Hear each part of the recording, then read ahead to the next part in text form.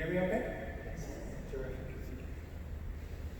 Good evening. Welcome to the summer series. It's fantastic to kick this off this year. I'm so glad that we're able to have it. It's just wonderful. It's one of the great traditions, I think, at this church. And certainly something I've enjoyed since we've been here. So tonight, I'm going to talk a little bit about St. Thomas Becket. Higher? Higher? Okay. Is that better? A little more volume. A little bit more? Okay.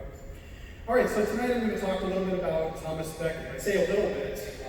There's so much to talk about with the saint's life because we know so much about it. So I'm going to try to cover. We're going to try to cover his entire life.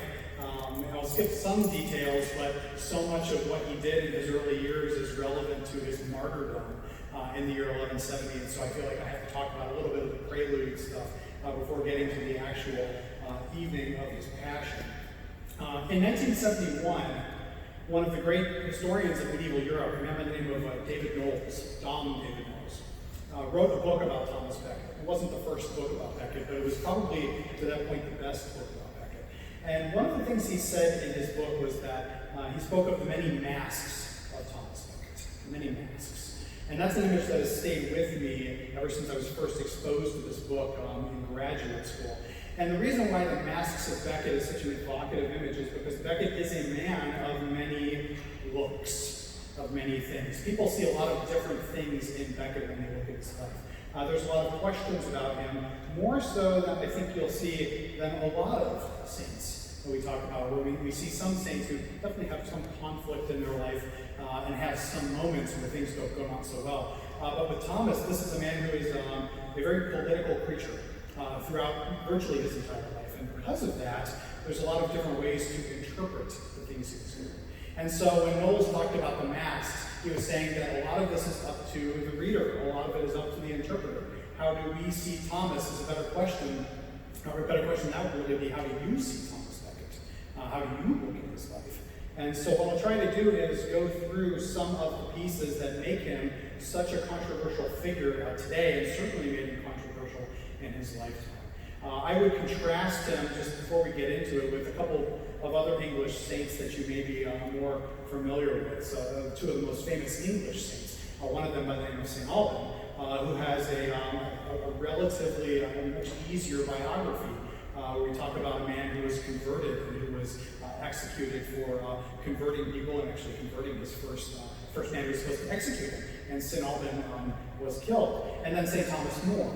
Right? Because like Becket, anytime you have a movie that comes after you, it's very easy to remember Thomas More, who went against the wishes of the king and who was executed for holding to his faith and his beliefs. Those are probably the two other English saints I would put up there with St. Thomas Becket. But I think you'll find is that Becket himself outshone all of them in his lifetime. There were never the cults to St. Thomas More that there were to Thomas Becket. He gained worldwide fame after his martyrdom. And so he is a very interesting figure. And so what we'll do is just start with, we'll go through basically 5 major points here in my talk. I'll first talk about the career of Thomas Becket, where he came from, how he grew up, and then the so-called Becket controversy when he gets into a lot of trouble with his king, his exile, where he runs away from his king, his murder, the most famous part of his story, and then sort of the aftermath of his murder, both in the Middle Ages and today. So when you think about his career, Thomas, as Father McDonald pointed out, sometimes called Thomas a Becket, right, in the French tradition, but simply Thomas Becket in England because he was born to a man named Gilbert Becket, B-E-K-E-T, who married a woman named Matilda. They were Normans. Gilbert was a merchant. He was once thought to be the sheriff of London at one point in his career.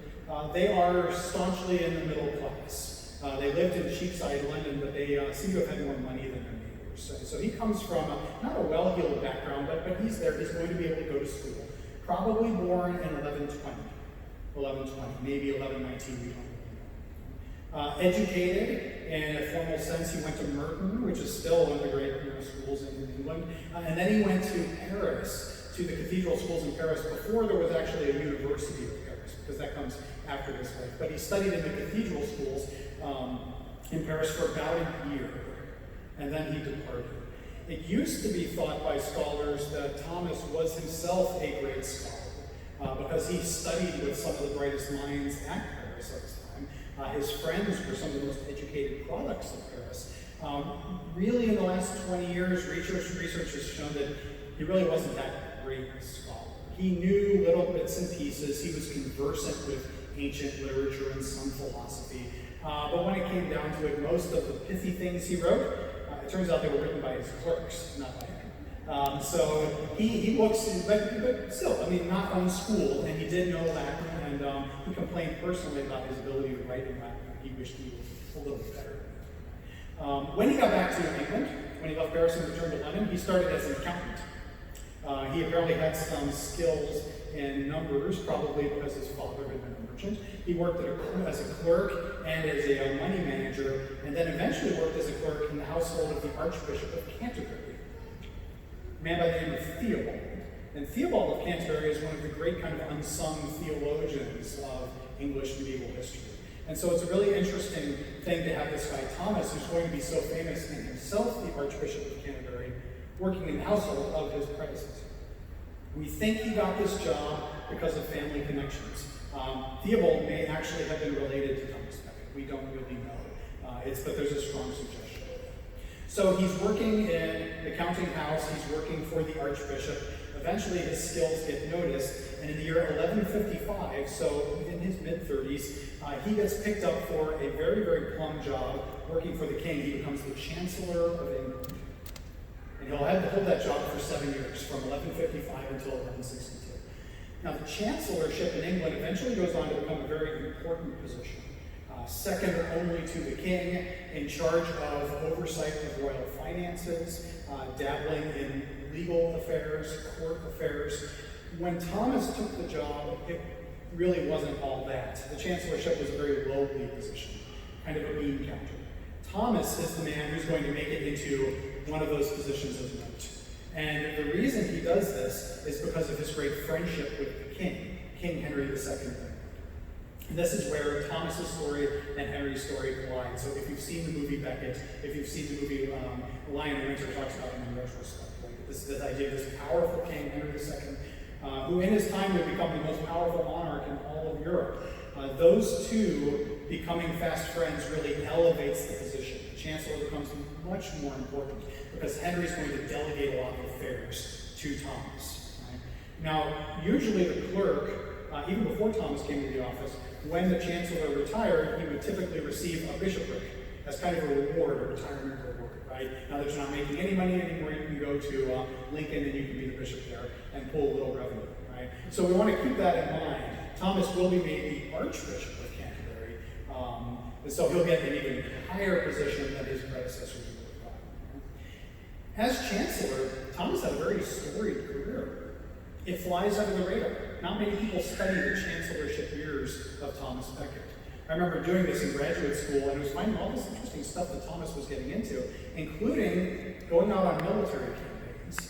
Little known fact about Thomas, he was actually a commander of troops at a couple different points. He fought in Languedoc, down and around Toulouse. He fought around the border of Spain, and apparently was incredibly successful.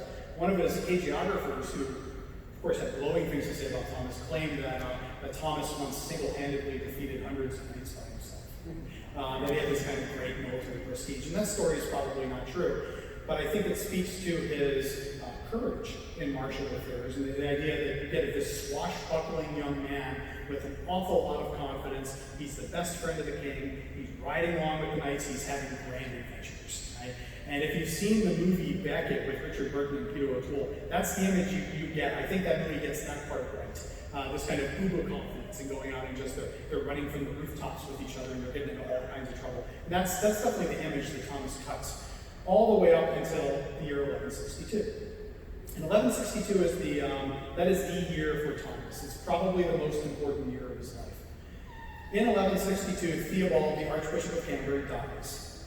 And Henry II decides to replace him with Thomas. He's going to replace him with his best friend. Thomas doesn't want to be Archbishop. And this is a long story tradition with Canterbury. Many of the archbishops in Canterbury did not actually want the job. because they felt they would politicize their work. There's a famous story about St. Anselm, for example, when he was made Archbishop. They literally had to, in Normandy, they had to trap him in his bedroom and jam the episcopal ring on his finger, making him bleed. And he didn't want the staff, they had to pry his fingers open and force the staff into his hand, right? And so you get the idea that Thomas didn't want that either. But Thomas doesn't want it for a different reason. It's not because he thinks it will intrude upon his piety. There is a strong argument to be made that Thomas had actually very little piety before 1162, that he was a man of the world, that he really didn't care much about religious affairs. And so in the beginning, the idea is Thomas says, well, I'm maybe not much of a churchman now, but if you give me this job, I'm going to need to become one. I'm going to have to become a man of God. And that's going to be a problem because on the one side I have God, and on the other side I have you, King Henry, my friend, secular affairs, the affairs of state. And those two are going to inevitably clash. Thomas kind of saw this coming. One of his biographers, a man by the name of Roger, who was a monk in France, wrote this about Thomas, quote, Thomas himself, from the first moment, opposed it by every means in his power, knowing full well that it was impossible to serve two masters at once, whose wills were so much at variance, and that whoever was made Archbishop of Canterbury would be sure soon to either offend God or the king. Sort of knew that was coming, right? And he's going to have to make a choice, God or king.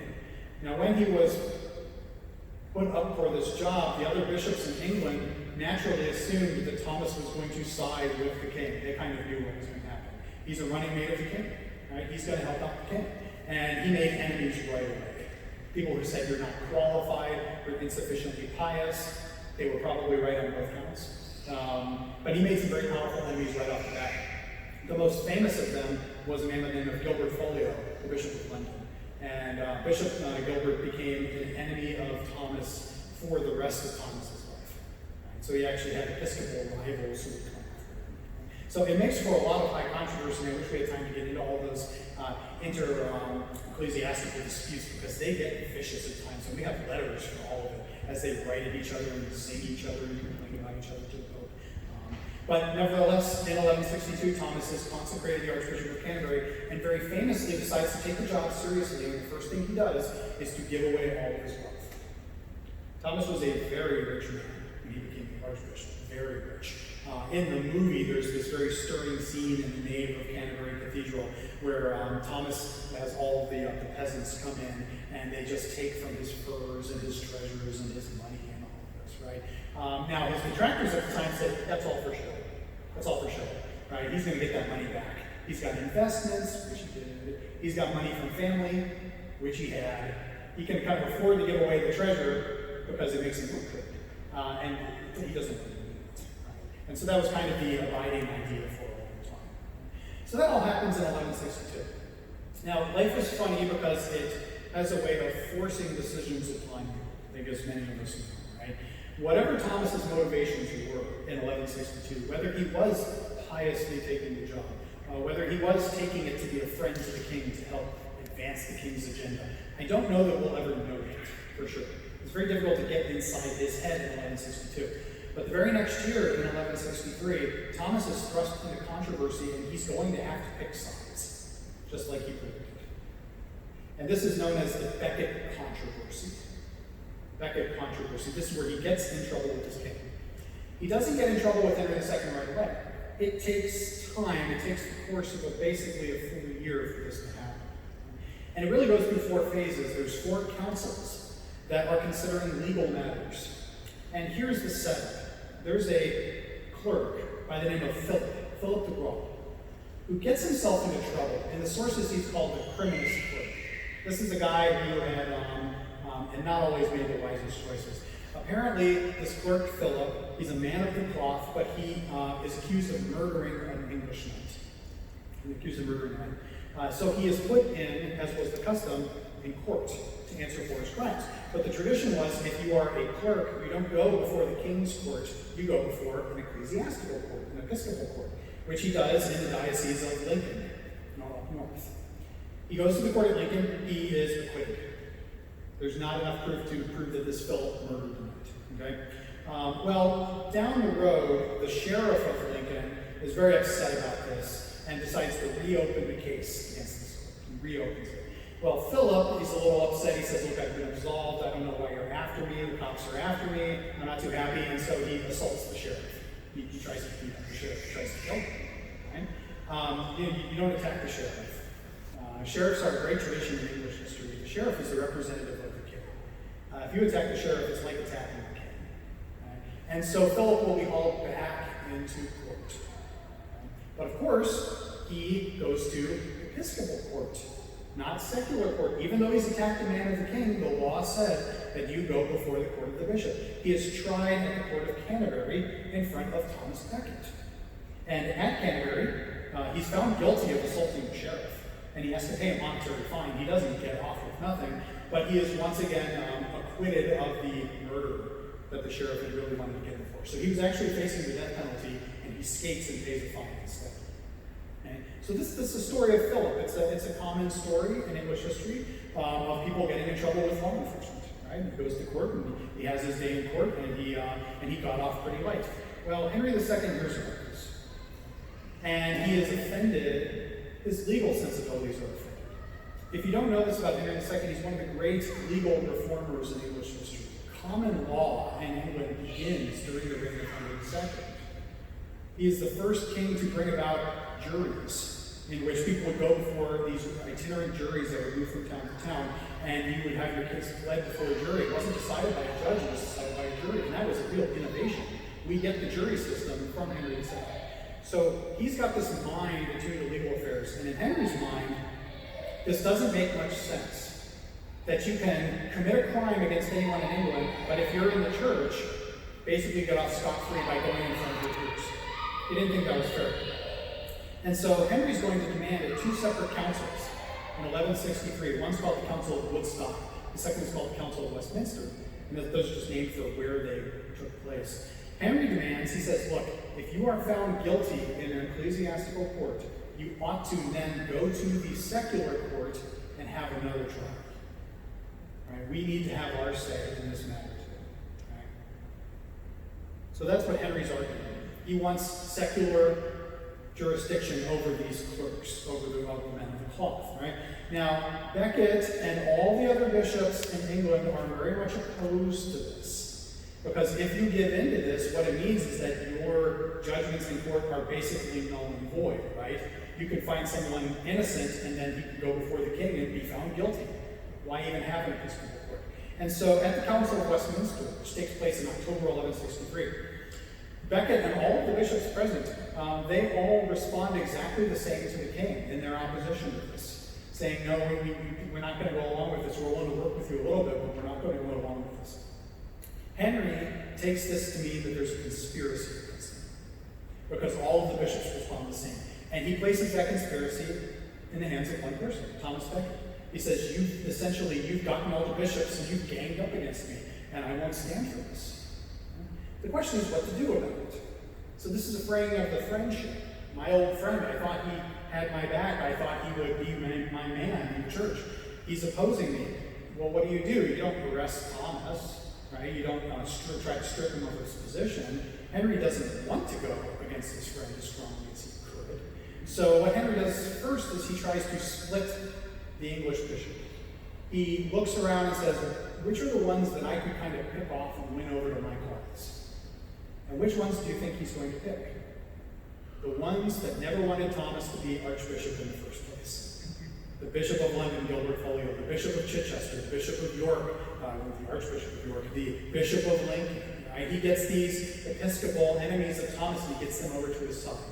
And he's going to call another council where he rallies their support and tries to get Thomas to give in. And that council is called the Council of Clarendon. It happens the next year, January 1164.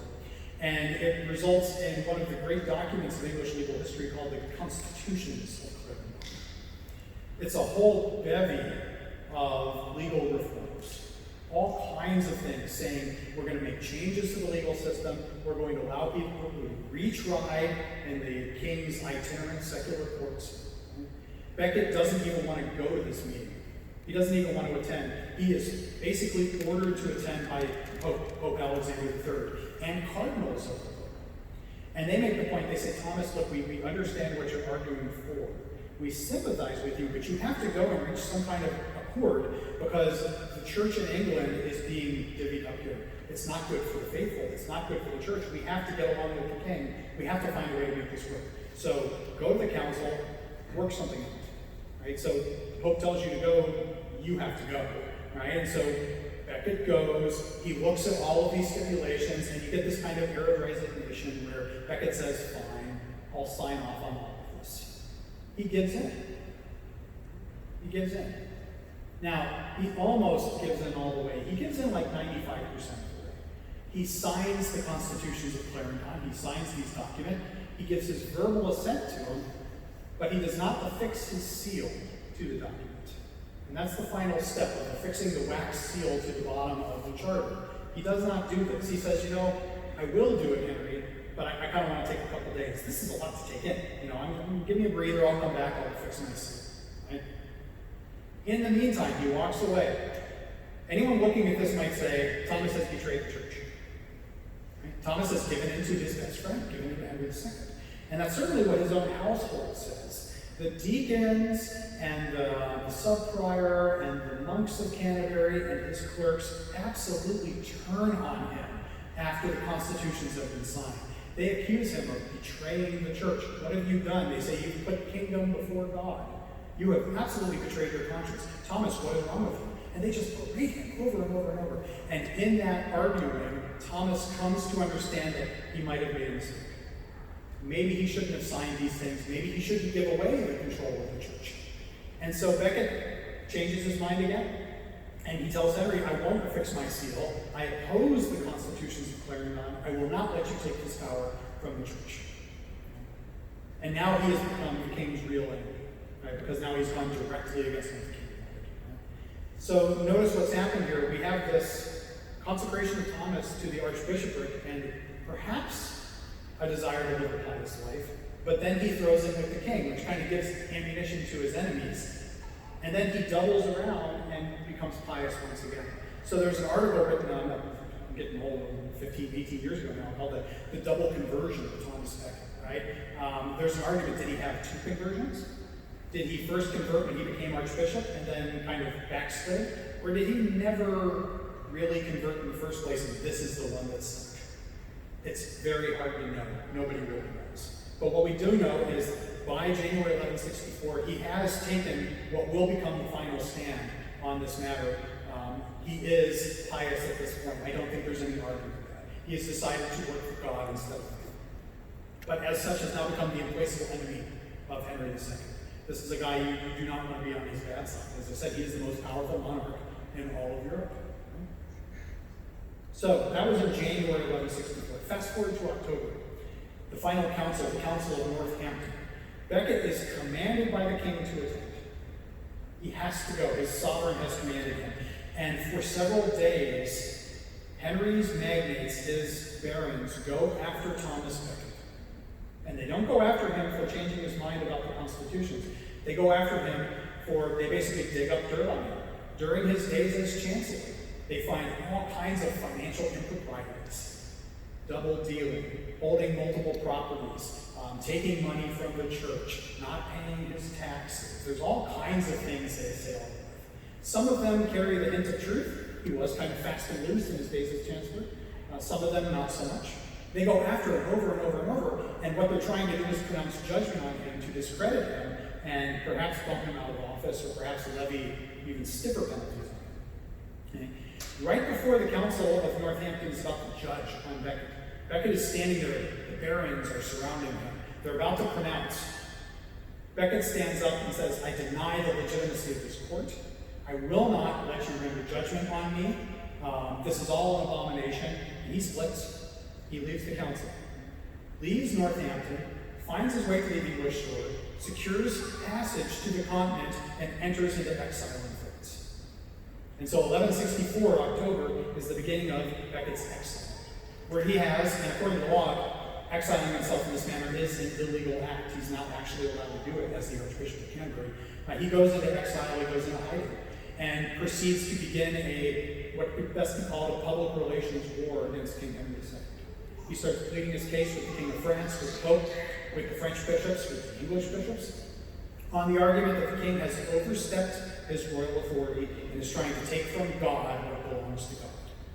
Right? And that is the fair judgment of the servants of God.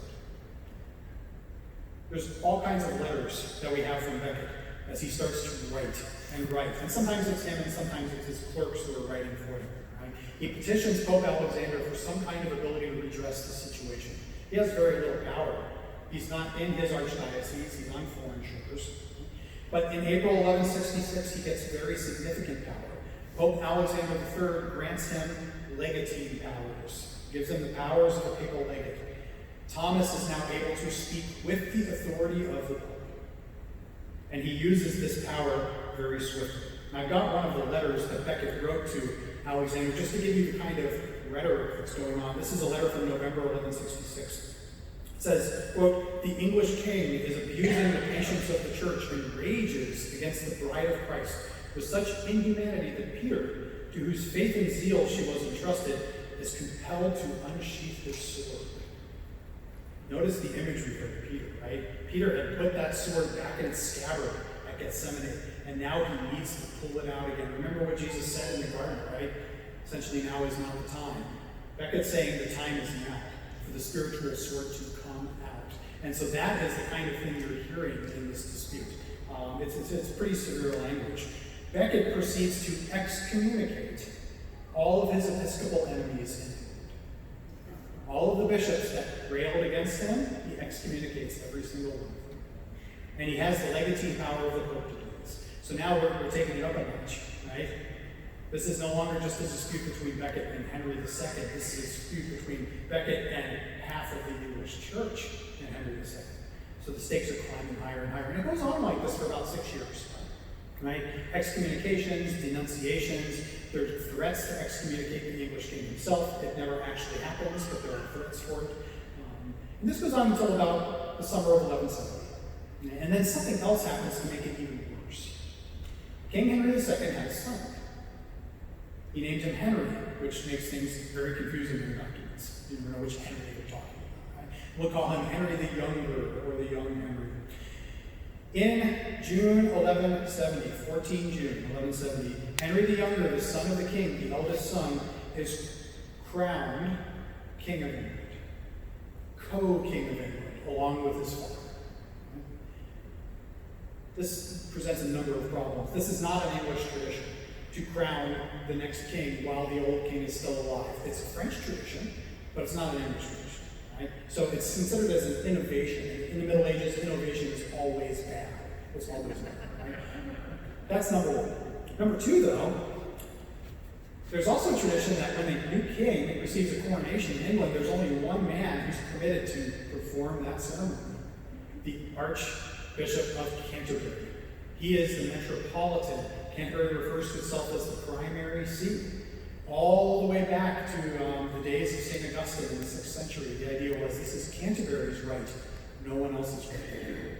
Well, who is there for the coronation? Canterbury isn't there. Becket's gone, so it's, you guessed it, the Bishop of London, the Bishop of Salisbury, the Bishop of Durham, and perniciously the Bishop of York, the Archbishop of York. York has ever claimed equal standing with Canterbury, and they've never actually gotten it, but they always complain about it for centuries. Right? And so all of Becket's enemies are there for the coronation of the young king, usurping the right of Thomas Becket. Now, Becket and the young Henry actually have an interesting relationship. Becket had been his tutor when he was a child. He had tutored this kid, right? The young Henry had actually participated in Becket's own consecration as Archbishop. These are not unknowns. This is a guy who Becket's probably sitting there saying, no, I remember that kid. He used to babysit that kid. He used to teach that kid. And now that kid's gone against me, and all my enemies have gone against me. It's seen as a very, very horrible thing. Henry had actually wanted his son to be consecrated as early as back as 1162, as soon as Becket became Archbishop. Right? He had just kind of held off on it for a while for political reasons. This coronation has recently kind of bubbled up in the historical literature. I have a colleague over at the University of Edinburgh named Matthew Strickland who wrote a terrific biography of Henry. It's called Henry the Young King. And he makes the argument, he says, if you look a little bit closer here, it seems that Henry was trying to set up a new tradition. this tradition of crowning your heir while you're still alive, setting up a regency for the new king, in which you have someone who's crowned and then goes through sort of a training process to become the king before he actually takes the throne. That's, as I mentioned, that's a French tradition. And so what Professor Strickland has argued is that what the Becket affair was really about was not putting Becket in place to kind of be the king's man on the inside, but really to bring about a sort of French revolution to the English monarchy. It never happened. It didn't happen that way. And so French and English monarchical traditions remain separated, right? But it's kind of an intriguing thought. It's a very different interpretation in which Becket becomes kind of more of a pawn in a political game than a major actor. So it'll be interesting in the next few years to see if this theory kind of carries any weight with Beckett scholars, right? What kind of impact this has. What we do know are the consequences. This is the event that gets the rest of the world on Becket's side. Up until 1170, Becket was kind of this voice crying out by himself, right? Raging against the king, and Alexander the Pope supported him, but said, you know, you should really patch this up, and I don't want to get involved, and this is an English thing, and can't you guys just all get along, right? But now that Henry has overseen the coronation of the next king, violating the rights of the metropolitan in England, that changes everything. Now Alexander III, the Pope, is intimately involved with this matter. He becomes outraged. He threatens the entire Kingdom of England with interdict, which means that sacramental business would be completely suspended in England. Right? No taking communion, no confession, no confirmation. All these things would go away. Right? And he threatens excommunication against the English king himself. Right? So now the Pope is on Thomas Becket's side. This also angers the King of France. The King of France, King Louis VII, had been a supporter of Becket because to support Becket is to oppose the English, and that's what the French should love to do. But now it's even more personal because Henry the Younger was married to the daughter of the King of France. Her name was Margaret. And guess what? Margaret wasn't there for the ceremony. This is a slap in the face of the French monarchy, right? You're going to crown the next King of England, and his wife isn't even going to be there. Right? So now you've made the King of France mad. You've made the Pope mad. His cardinals are mad. Pretty soon, Henry becomes isolated against the entire world. Right? Now Henry looks like the bad guy. It does indeed look like he's taking on the church. And this is going to bring about reconciliation attempts in the year 1170. It's full of them, where efforts are made to bring Thomas back to England, to bring some sort of reconciliation, to get everybody living together again to solve all these problems. Right? So it's not really because of anything Thomas did in terms of persuasion, in terms of getting people on his side. It really is a colossal screw-up by Henry II. He made the wrong move. And politically, he got outgunned very, very fast. So in 1170, the king and Thomas Becket are reconciled. This leads us up to the sort of the pinnacle of Thomas's life, the murder. In the murder, really, in the context of it, you have to understand the reconciliation first. They're reconciled July 22nd, 1170, the anniversary for this is rapidly coming up, right? They're reconciled in Normandy. They exchange the kiss of peace with each other.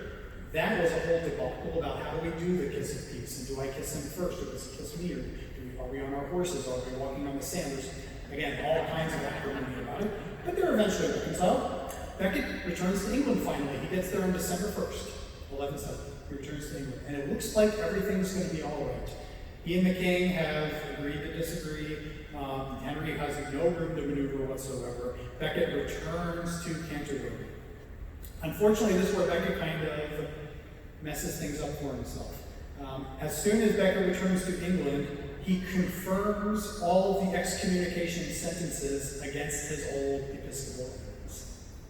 This would have been the time to perhaps forgive them and remove the excommunication bans. Instead, he reconfirms all of them, which just makes everyone mad all over again, right? This has led people to question, I mentioned at the beginning, right, what were Becket's intentions? He had to know what effect this had. There have been some scholars who have argued that Becket was actually seeking martyrdom.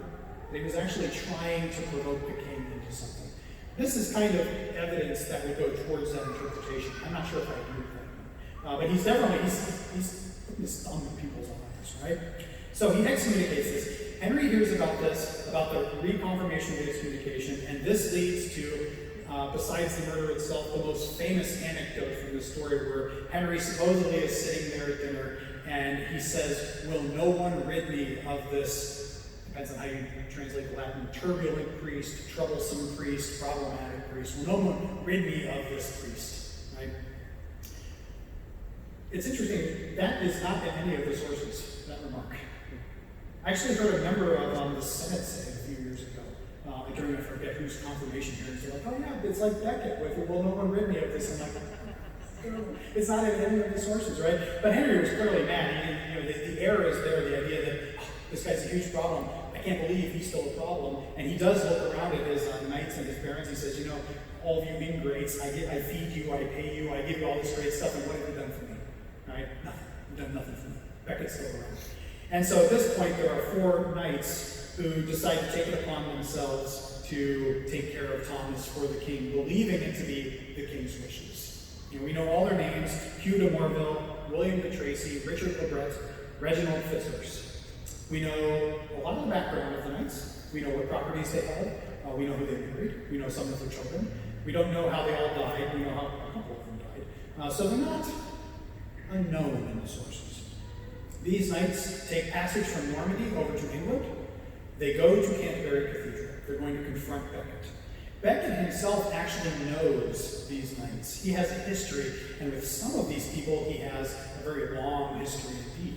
He's been in the ecclesiastical sphere for a long time. Before that, he was in politics. He's run into a lot of these cats. He knows who they are. And there's a very personal exchange. What happens is the knights stash their weapons outside a tree, at the base of a tree outside the cathedral, and they go in to argue with Becket and to try to place him under arrest. And there's this big argument back and forth. And they insult Becket, he insults them, back and forth. He says, "I'm not afraid of you." They call him a traitor, and they eventually leave. They go outside to get their weapons. Everybody knows that's what they're going to do, right? And so this is on December 29th, 1170, which is the feast day of Thomas Becket, the 29th. This is where you get into the details of what did Thomas actually want, what were his intentions, right? Becket clearly knew the men were gunning for him. They had announced as such. They had told him what they were going to do. At this point, you can run, you can stand your ground, you can call in the guard, maybe you can hide. There's different options available to you. Instead, Becket says, "I'm going to attend Vespers in church. In the cathedral, I'm going to go attend Vespers." And he leaves the bishop's palace, enters the grounds of the church through the cloister doors. We've actually walked this part of the cloister before. It's kind of eerie. You can walk down the hallway. Thomas walked to his death. On your way into the cathedral, he enters the doors of the northwest transept of Canterbury and is on his way to sing the Vespers. The monks are there, and the monks are very worried. They say, "What are you going to do? What are you going to do?" He chastises them and says, "Go sing your Vespers. Right? What are you doing? Don't worry about me. God will take care of it. That's God's problem. I'm not going to worry about that." The monks try to bar the door from the cloister into the main church. They try to bolt the door. Thomas sees the bolt sliding down, right? And very famously tells them to unlock the door. So he knows these guys with swords are coming after him, and he's not going to bar the door against them. This is what it reads in one of the accounts by a man named Edward Grimm, who was actually there for the martyrdom and then gets injured. In the process, his arm gets hit with the sword. Quote, "I order you by the sacred obedience which you owe me not to shut the door. The Church of Christ is not to be made into a castle." And that is just a great line, right? It's not a castle. Whatever's going to happen to me is going to happen to me, but don't bar that door whatsoever. And so again, that feeds into the question, is Becket looking forward to martyrdom at this point? Is he sort of preparing himself? And it's a good question to ask, even if they had barred the door, would it have mattered? Right? You have 4 knights who are heavily armored. These are tough guys. They picked up a sub-deacon along the way by the name of Hugh of Hosler, who decides to join in on the fun. He actually kind of betrays his own co-workers and joins in with the knights. He certainly knew his way around the cathedral, could have opened other doors. It's almost a fait accompli at this point. Becket is unarmed. They can find him if they want to. Now, if you've ever been to Canterbury, it's a very long cathedral, and it has a crypt, and it has a lot of great hiding places. And theoretically, Becket could have squirreled himself away until help came, but instead he wants to go in and he wants to hear Vespers and he wants to sing Mass. The knights get into the northwest transept. Becket is there. He says, I'm right here. What do you want from me? There's a scuffle, and his sword starts swinging, and Becket is cut down, killed in 3 strokes. As I said, one of the witnesses actually gets injured. There were several monks and clerks with him at the time, and they all split as soon as the fighting started, so I can't say I blame them. But I've been in this space before, and it's not a place you want to get caught if people have weapons. I mean, it's a very dangerous place. So they run for the hills. Becket is hit 3 times. The second blow is basically the one that kills him, and then for good measure, this subdeacon decides to take the tip of his sword and scatter the brains around the floor. Okay, so it's a big, nasty mess. It's not just a clean stroke where it falls, right? Edward Green claims that in the whole time Becket said not a word, never uttered a grimace of pain, and fell in such a manner that he actually fell upon his knees and his head came down on the floor as if he was in prayer. That's one of those little details that's just kind of impossible to know if that's actually the case. People used to take that verbatim. I remember pointing out to students once, I said, but this is the same guy who nearly had his arm chopped off. I'm not sure he's the best witness at this point. That had to hurt, right? It had to really hurt. So Becket dies there on the floor of Canterbury Cathedral, right? This is martyrdom. I think no matter how you approach the Becket question of was he pious, did he expect to die, did he even want to die, Becket was cut down in the middle of prayer. He was killed in his own cathedral by men of the camp. I don't think you can really reasonably argue that it was not a martyrdom. It was. He was killed. And the issues that brought him to his death were issues concerning the liberty of the church. And that's going to be one of the cornerstones of the appeal for Becket's sainthood. That the causes he championed, the ability of the church to run its own business, free from secular interference, is one I think that we still grapple with today, right? You could pick any number of examples, even recent ones, I think, during COVID-19. There's that tension. How much can churches operate on their own without interference from the state? And so Becket has always kind of been remembered as a saint in that regard, and thinking about the church and the state, and thinking about overreach. Becket is somebody that people look to. So Becket is lying there on the floor. Many of the monks of Canterbury, right up until the point he dies, were still not convinced that he was actually a pious man. But they quickly discover that they were wrong when they gather up Becket's body. Because it's a martyrdom, they realize very quickly that this man may become a saint, and he probably will become a saint. So they're actually collecting his blood in glass vials, they're collecting his organs, and they are treating his body. And what they discover is as they move his body, when all his fine vestments fall off, he is wearing a hair shirt underneath. A shirt made out of hair that is crawling with ticks and fleas, biting his flesh. And so they look at this and they realize, they say, wow, he was suffering, he was pious, but he was doing it in humble silence. And that's why we never really knew if he was truly a man of God or not, because he was, but he just wasn't bragging about it. And instantly people start to intone his name with great reverence. Right, the idea that this man truly was a saint. So that's the murder of Thomas Becket, and that's the most famous point of his life, of course, the martyrdom. If you go to Canterbury today, in that same transcript, there is an altar with a kind of an iron wrought name, Thomas Becket, that's fastened above it. You can stand on the actual spot. They don't have it exactly marked, but it's in the general area. You can see where it went down, and all the tours kind of go through that spot as you walk through the cathedral. So, to wrap this up, what is the aftermath of the murder of Thomas Becket? This is all going to fall on Henry II. Whether rightly or wrongly, it all comes down on the king. He is blamed for Becket's death. He is reportedly in shock about it. He can't believe that it happened. He swears a number of oaths saying, I did not order those men to kill him, but I can see how my demeanor and how my outburst may have given the impression that this is something I wanted. And he takes responsibility for the death of Becket. You could argue that politically he had to at this point. Becket's cult becomes incredibly widespread. I would argue it spreads across Europe faster than any other saint in the Middle Ages, maybe any other saint up until the 19th century.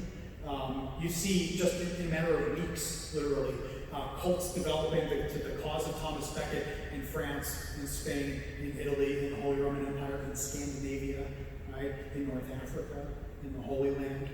It spreads very rapidly. The rage about this is instantaneous. Because no matter how you slice it, it does not look good. This is an archbishop killed in his own cathedral. Right? You don't have to know anything about the issues to be outraged by this. Just 6 days after his death, 6 days, hundreds of miracles have been reported in England. Hundreds within 6 days. Remember John Paul II? We were all kind of waiting, right?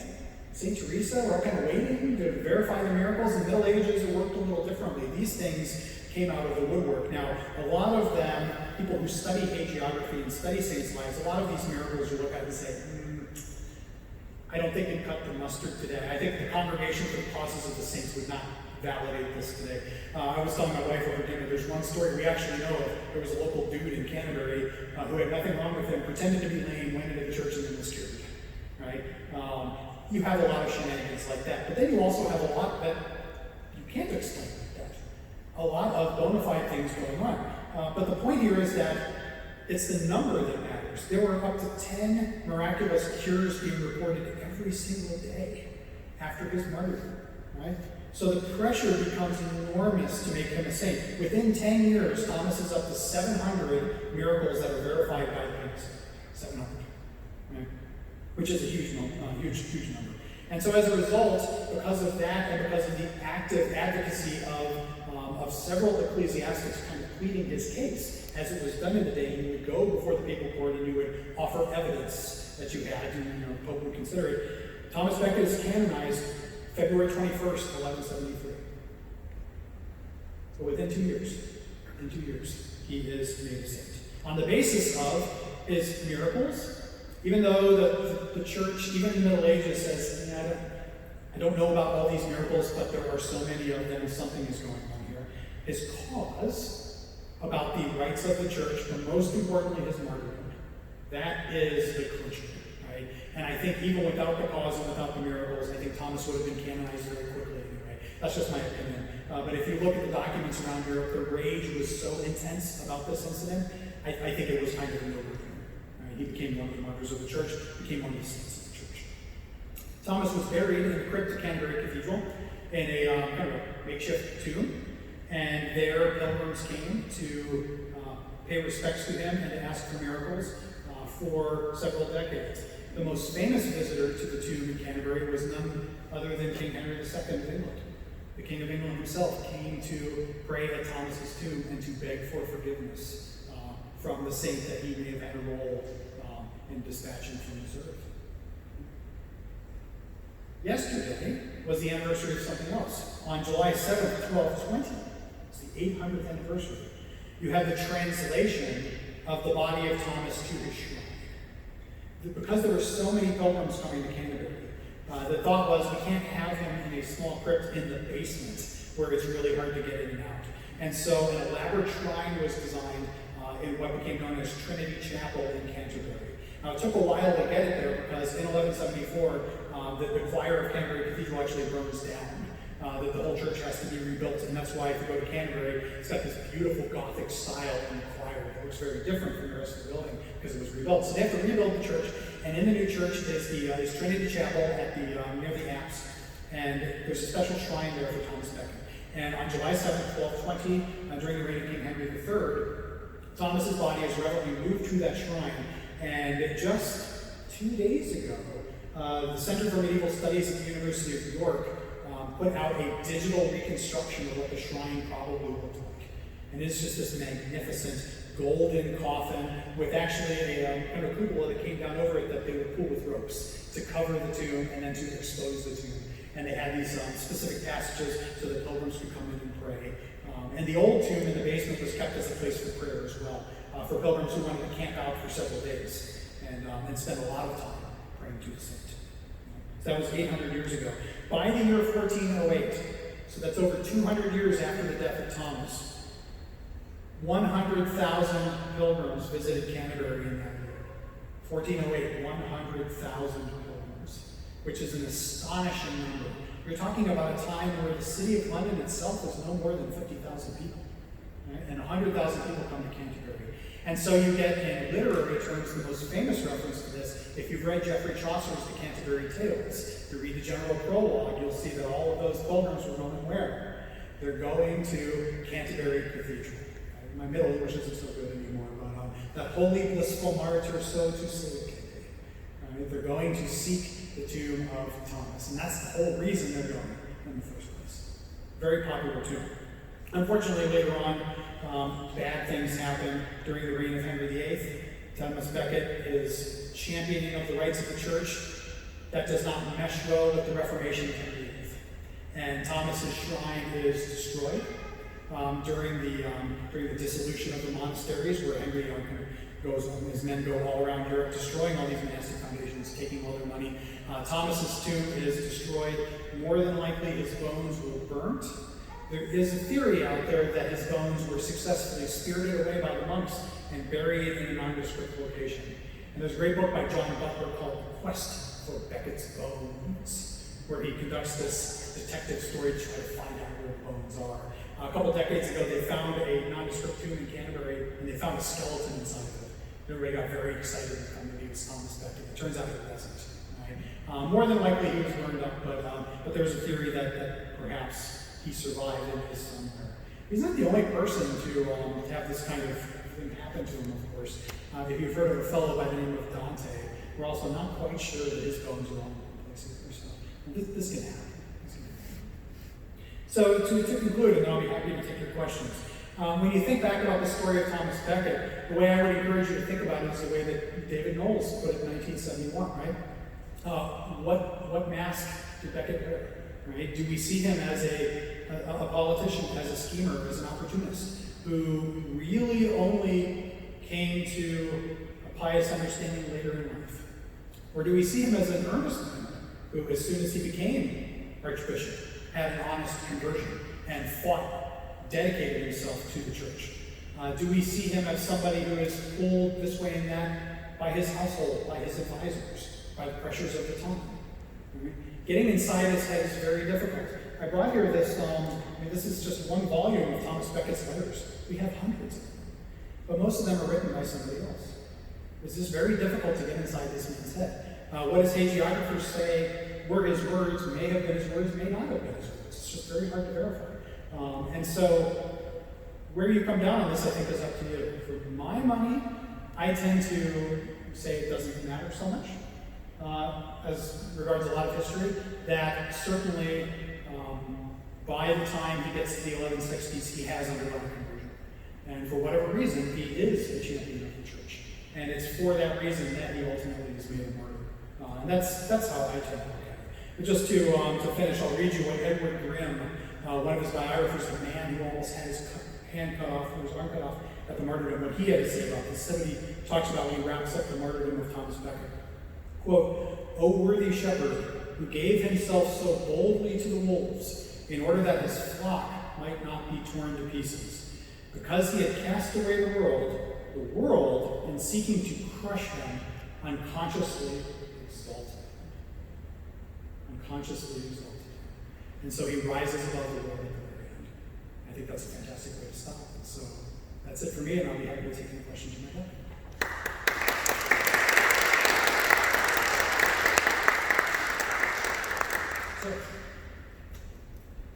So what happened within the church to his ecclesial rivals? To his ecclesial Rivals. Well, the rivals, some of them do quite well. Some of them, you read in some of their letters, the ones we have letters for, like Gilbert Folio, we do have letters for him. You see some tinges of regret, and they band together against the king. They do. Whether they do that because they are honestly shocked by what happened to Thomas, or whether they see an opportunity, is a great question. And you can go back and forth on this, because some of them, really, even at the end, they didn't like Thomas. Thomas was a very acerbic personality. He's one of those people I can imagine he's talking, he just grates on you, right? He wasn't an easy guy to be a friend with. And so some of them honestly did not like him. Even after they were martyred, were willing to say, this was terrible, it should never have happened. I still don't like him very much. But it shouldn't have happened, right? And because the Pope is outraged, and because all the other monarchs of Europe are outraged, literally all the other monarchs. And we have princes of Wales who are complaining about this. We have magnates from Italy complaining about this. I mean, the Holy Land hears about this and complains. It's very easy to jump on the bandwagon and fight and say, this is the opportunity to win some rights for the church. And so really it's on a case-to-case basis, you have to look at it. But some of them did quite well afterwards. Some of them, frankly, their high point in their career was raging against Thomas Becket. Once their foil was gone, you don't hear from them again. It depends. But was there excommunications? Were they reversed of those different realms? Oh, the excommunications. Yes. They are going to, they will seek their own redress, and a lot of this is kind of caught up in the heat of the moment sort of stuff. You can't have sitting archbishops as excommunicants, right? You either have to get rid of them or you have to bring them back in. And the thought after the death is, it really is bent on reconciliation above all. Except for the king. The king has to be punished, and he is punished. I didn't get into that. But for the ecclesiastic there, you got to bring the church and get the church back together for the good of the English believers.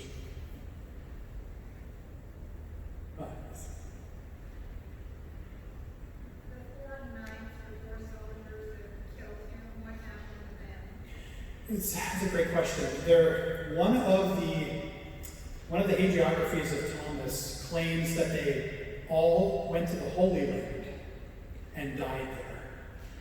That they had gone on crusade as penance for their sins. There is very little evidence that happened.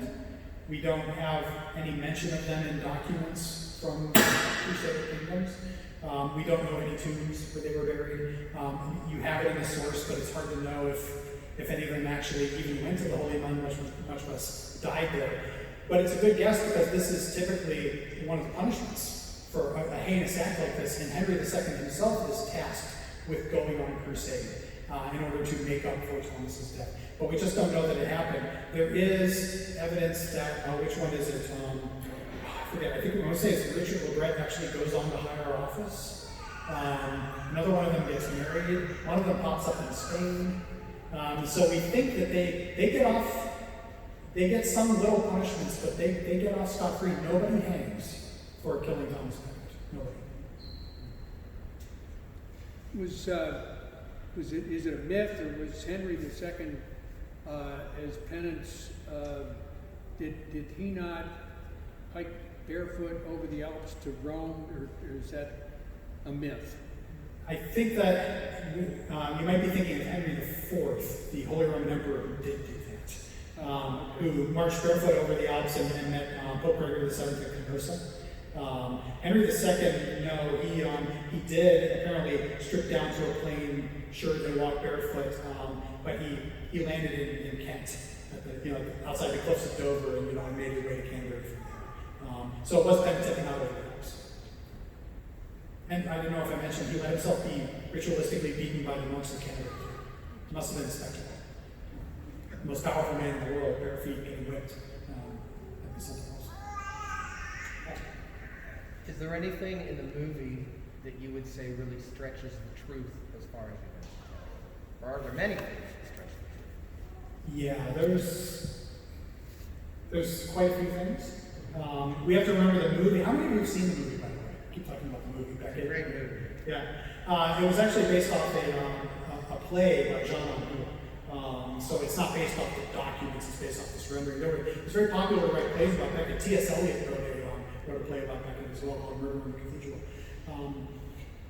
I think the tension that the film tries to hold up, one of the main themes of the film is this kind of the Normans versus the Saxons, right? And Henry is a Norman, even though he's not a Norman, he's half Norman, right? And Becket is a Saxon, and there's this very difficult strife in the Kingdom of England between the Normans and the Saxons. That is really overplayed. 80 years before that was probably true. By the time you get to Henry and Becket, you don't see that anymore. So that would be the big thing. And I think the other one that it takes liberty with is they literally, don't they in the beginning of the movie when he and Henry are running around, they're literally jumping like on the rooftops, window to window, chasing girls. It's like they're teenagers, they're out for the prowl on a Saturday night. I've read all the stories about Henry and their friendship. That's kind of a stretch. I mean, they went hunting together and hawking together, and they were certainly fast friends. I don't know if they're bouncing from window to window, but that's so there are things in the movie. In the main, though, I think and the murder scene isn't right, but it's hard to get that kind of stuff right. But I mean, I think it's an enjoyable movie. I was telling my wife though that Lion in Winter is much better. I think if you want a good Peter O'Toole movie about Henry II, I really like that, because only one won the Academy Award, and that was the one with Catherine.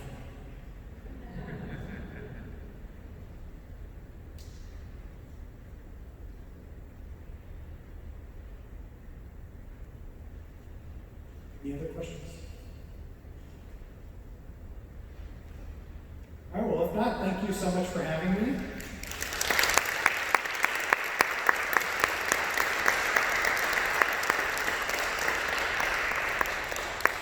Enjoy the rest of this nice day, and as we say up at Fort Leavenworth, be careful out there.